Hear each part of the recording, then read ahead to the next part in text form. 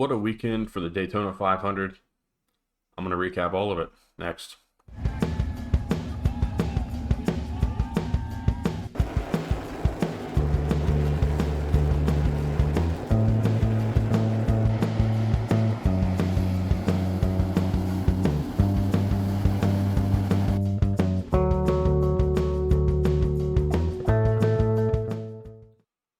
How's it going, everybody?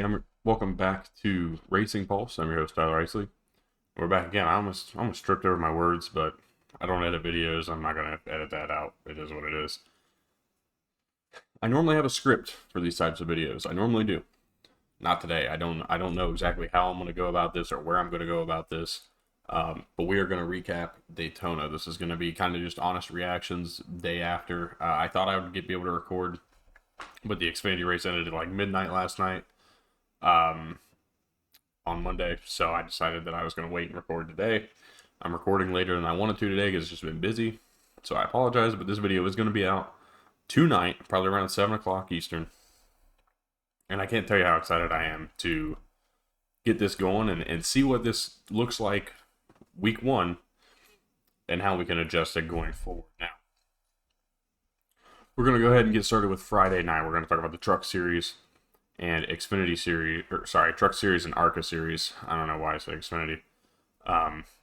Races that happened on Friday night. The ARCA Series was moved up from Saturday afternoon to Friday night at like 10:30, I think it was. And,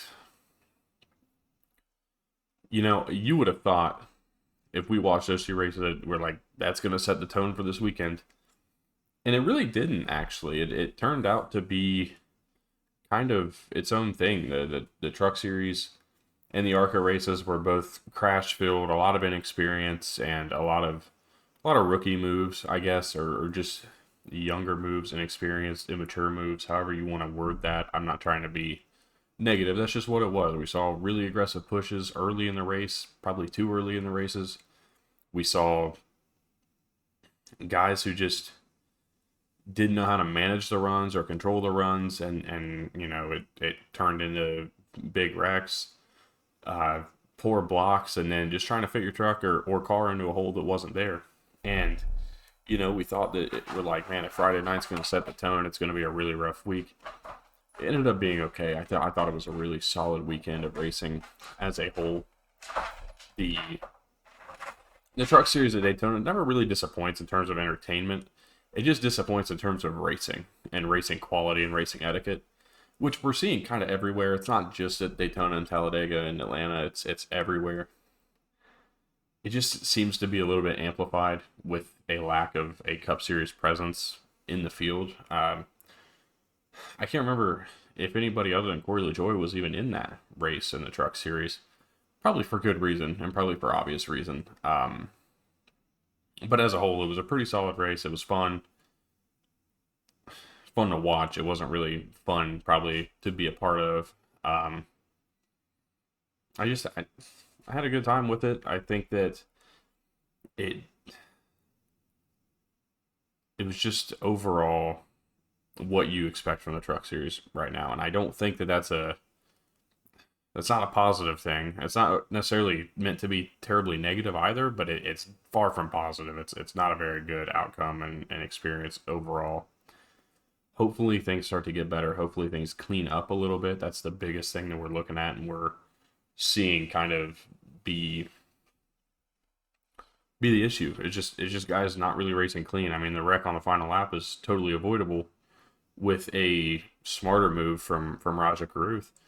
And instead of trying to put your truck somewhere it doesn't fit, just ride it out and try to get to the end and collect some points. Obviously, it worked out for him. He ends up second. But we ended up with Taylor Gray on his roof. You know, ton of trucks torn up. And, you know, they got to go back and do this again next week, too. And how many guys are going to want to work with Raja Caruth next week after what we just saw? Those are the things. I think that this first 2 weeks really opens up a lot of things. And that idea of just being conservative through the first couple weeks of the season, because all three series are going both to Daytona and Atlanta. You got to be conservative. You got to take care of your stuff. And we didn't see a whole lot of that in the Truck Series. We saw a lot of guys get themselves in trouble early. Uh, I mean, 3 of the 4 races this weekend didn't go 10 laps before the first caution. So it just kind of goes to show where things sit at this point with Daytona in general, whether it's car problems like the Cup car or just inexperience like the Truck Series. It just kind of happens to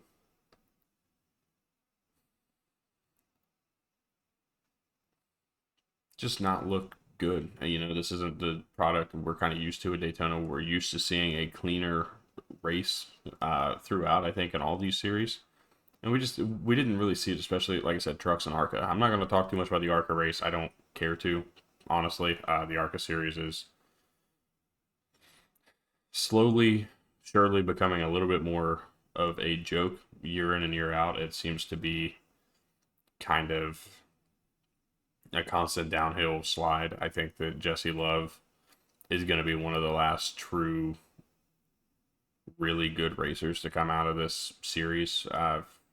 Probably for the meantime in the future. I just think that he's a championship caliber driver. May take time to get those, but I think he's going to have a very long and successful career in the Cup Series. There's no reason for me to believe anything else. I think that that's a reason that he's brought up there. He's kind of expected, I think, to probably sit around there at the RCR stable for a little while, and then Austin Dillon or Kyle Busch retire. And between Austin Hill and Jesse Love, who are you going to take?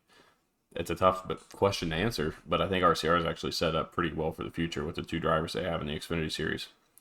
But the ARCA Series is just not that good right now. I don't see anybody that I expected to do really well. So take from that what you will. Truck race as a whole, though, really solid. Really, again, really fun. Nick Sanchez ends up getting the win. Roger Carruth ended up second. A huge accident at the end.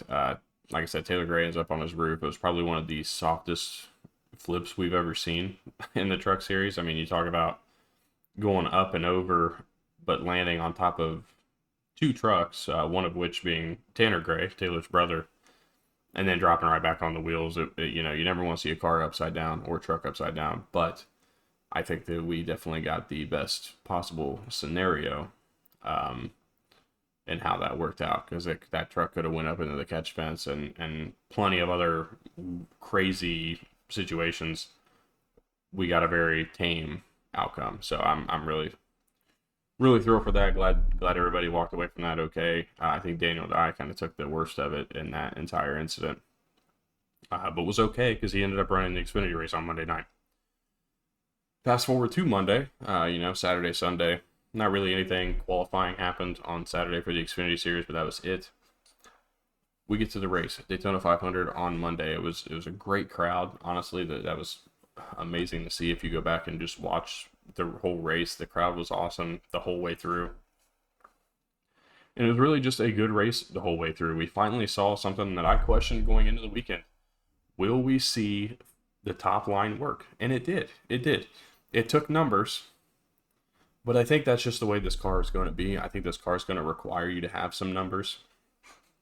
But when the top got going and was really good, it was tough to beat. This was, in my mind, easily the best Daytona 500 with the new car so far. Unfortunately, it ends under caution when Ross Chastain cuts down 2 lanes and cuts across Austin Cindric, and they both go spinning through the grass. Cindric comes up onto the track. That's where the caution came out. NASCAR kind of explained that they were going to let this go until the 2 car came back up on the track, hit David Reagan, ended up spinning him out. Unfortunate, honestly, on multiple regards. 1, Chastain had a really good chance to win this race. 2, David Reagan was really good throughout the entirety of the race. That 60 car was phenomenal. Definitely was capable of winning. They were not in position to win at the end, but they were definitely a very fast race car. All of RFK was actually really fast. They were impressive. But the caution comes out. William Byron gets the win over Alex Bowman. There's been controversy who actually won the race, who was in front at the time of caution. When the lights come on, it looks like it is Alex Bowman. But I want to take you back to 2021.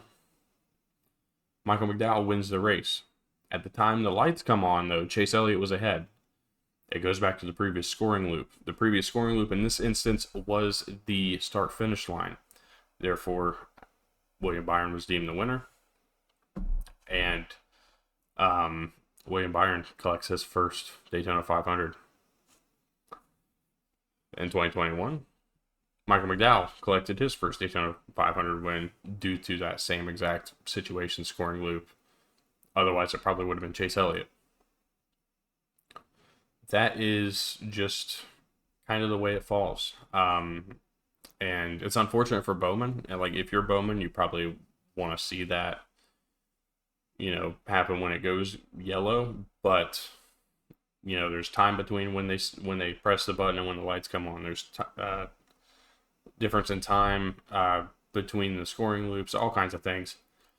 Stinks for Alex Bowman. Really good for William Byron.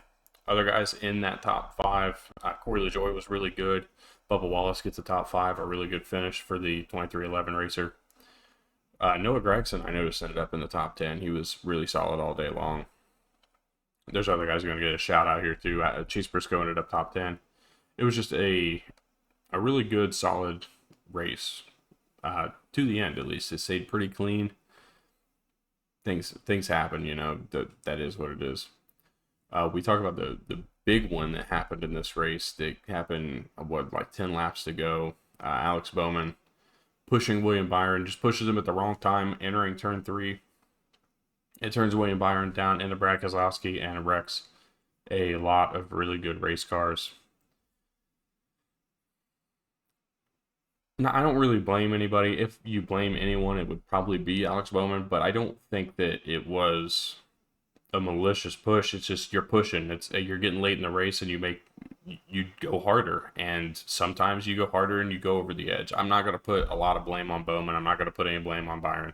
I'm certainly not putting any blame on Keselowski, Chastain, anything that happened there. Now, that's what this racing is. That's what NASCAR wants it to be. That's what they've created these cars to be at this track. That's what they created this whole package to do.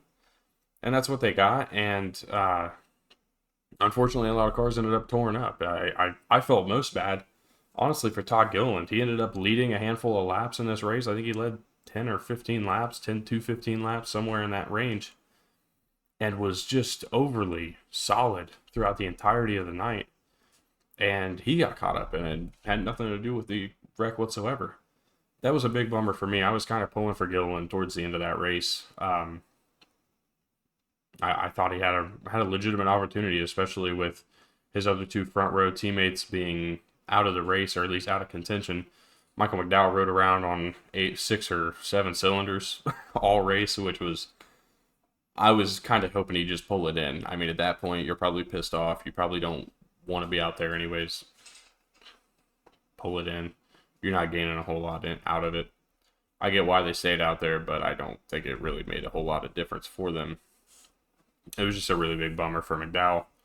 And then Kaz Grala was involved in the wreck on lap 6, which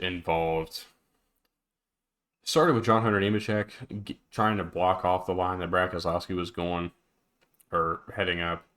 Keselowski's getting pushed from Chastain. It kind of ends up being just an effect of the checkup, I guess. Keselowski pushed into John Hunter Nemechek. John Hunter Nemechek gets loose, just out of control. Goes down, door slams Harrison Burton. Harrison Burton goes down through the grass with Carson Hocevar. Tears up those 2 cars. Jimmy Johnson's involved in that wreck. Austin Dillon, I think, was also involved. And as I said, Kaz Grala was taken out in that wreck as well. And then everything calms down. We go through a good portion of the race. Everything stays pretty well clean. It was just a really fun race. I was bummed for Hocevar. I thought he was going to have a pretty solid day, and I think he really would have. I think he would have ended up top 5, probably like LaJoie was, had he been able to not be involved in that. It's not like it's his fault, so I'm not saying anything negative. That was unfortunate for the Spire team. All in all, like I said, Daytona 500 was great. I honestly, I could give it I give it an 8 out of 10. I mean, it was a really solid race. I don't think it was the best we've ever seen, but for the car and what we saw, I thought it was good. I thought we saw a really solid race. I'll push forward to the Xfinity Series and just kind of go over what we got there. A race that was probably the cleanest of them all, even though it definitely shouldn't have been with the aggression level that we saw on Monday night.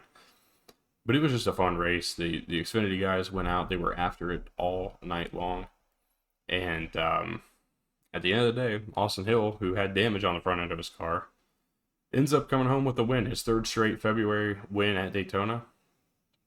He's been, I guess he's kind of the king of the restrictor plate tracks in the Xfinity Series right now. He's unstoppable, and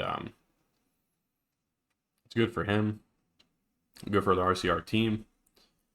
I was bummed for Jesse Love, though. Jesse got wrecked in the middle, or early part of that race, like stage 2.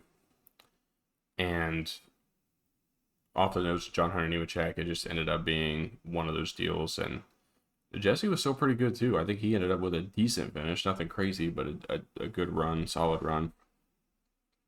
Ryan Sieg was really good. Brandon Jones was really good. I thought Brandon was going to have a chance to maybe get himself into the playoffs with a win. I thought he was making a run towards the end there. Wasn't able to get it done. I think he ended up with a top 5 though, so that's still a really good run for that team and a really good way to start a bounce back season. Ryan Sieg was really good. Got wrecked on the final lap. Jordan Anderson was impressive. Jeb Burton was impressive. Impressive, a little dumb, but overall solid. He was just super aggressive, which has kind of been his nature at these tracks. That's kind of why he's been able to be competitive and even win at Talladega a time or two. I think he's only got one at Talladega, but point still stands. I think that I think Jeb Burton is putting himself in the position to kind of be a player in these races too, especially with that Jordan Anderson team. They're getting really good. They're starting to become a competitive, potential winning team elsewhere, not just on those tracks as well. So looking forward to seeing what they bring to the table for the rest of the season, whether Jordan Anderson hops in the car again and runs a second car for that team. The other thing that really was a bummer, Jeremy Clemens gets in the back of Daniel Suarez on lap 22 or 23, brings out the first caution of the day, which involves Kyle Weatherman, Haley Deegan. Both of them are taken out kind of as innocent bystanders, but Weatherman gets in the back of Haley Deegan. She said she was slowed down and then got bumped, and it kind of pushed that momentum forward to where she had nowhere to go when Suarez came back up the track and got involved. It was a bummer for her and her full-time debut with the Xfinity Series. Hopefully a bounce back week next week at Atlanta for her, along with Weatherman. I think Weatherman's a pretty solid driver, so I would like to see what happens. It definitely didn't look great for him in terms of his ability to get down to and avoid that wreck, but that was what it was. All in all, the entire weekend was great. NASCAR worked around it as best they could. And we got 4 really good races, 3 really good races, I guess. Trucks, Xfinity, and Cup. ARCA was ARCA. What do you expect? It was just pretty solid. So I don't know. I think I'm going to change this up next week and see how that looks. I'm also going to Atlanta next week, so I'm going to have some content on top of that for you guys. Probably either on the Wednesday or Thursday the week following. So stick around for that. Leave a like, subscribe. What would you like to see me talk about more from the races going forward? What would you like to see me talk a little less about? And stick around, like, subscribe, comment. I will be back tomorrow with more news from the motorsports world. Remember, I don't just cover NASCAR. Now, this weekend was kind of big for the Daytona 500 and everything. Going forward, it's not really going to look like that. This is not what it's going to look like every single week. I cover World of Outlaws, I cover IndyCar, I cover NASCAR, a little bit of Formula One. But those are my areas that I'm sticking to. And hopefully you guys enjoy those things as well. Like I said, leave a like, subscribe, comment down below what you guys thought of the weekend at Daytona, what you're looking forward to for the week coming up, any topics you want me to talk about, whatever it may be, let me know. We'll see you guys next time here at Racing Pulse.